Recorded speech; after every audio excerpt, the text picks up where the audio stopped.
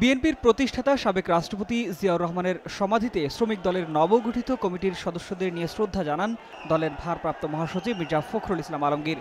এরপর সাংবাদিকদের সঙ্গে কথা বলেন তিনি। বলেন, আওয়ামী লীগ ক্ষমতা আঁকড়ে থাকতে চায়, সংকটের সমাধান চায় না। 5 নির্বাচনের পূর্বেও আমরা বলেছিলাম সংলাপের কথা, কিন্তু প্রথম দিকে কখনোই তারা আওয়ামী লীগ বিশেষ করে তারা সংলাপে কোনো সাড়া দেননি। শেষের দিকে তারাঙ্ক আসার পরে মাত্র 2 দিন সংলাপ হয়েছে, যেটা কোনো ফলপ্রসূ হয়নি। এই প্রহসনী নির্বাচনের পরেও আমরা বলেছি যে সংলাপের মধ্য দিয়েই একমাত্র এই সমস্যার সমাধান করা যেতে পারে। সেই কারণেই আমাদের দলের চেয়ারপারসন দেশনেত্রী বেগম খালেদা জিয়া তিনি সংলাপের কথা বলেছেন। এদিকে জাতীয় প্রেসক্লাবে জাসাস মহানগর উত্তর আয়োজিত এক প্রতিবাদ সভায় দলের স্থায়ী কমিটির সদস্য গয়েশ্বর চন্দ্র রায় সরকারের কঠোর সমালোচনা করেন। সম্প্রতি হবিগঞ্জের সাতছড়িতে অস্ত্র উদ্ধারের বিষয়ে কথা বলেন তিনি।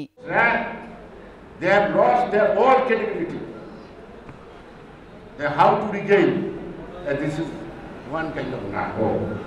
এই মোদি আতঙ্কের কারণে এখন নতুন আত্মীয় করতে হলে তার সামনে কিছু কাজ দেখাইতে হবে না।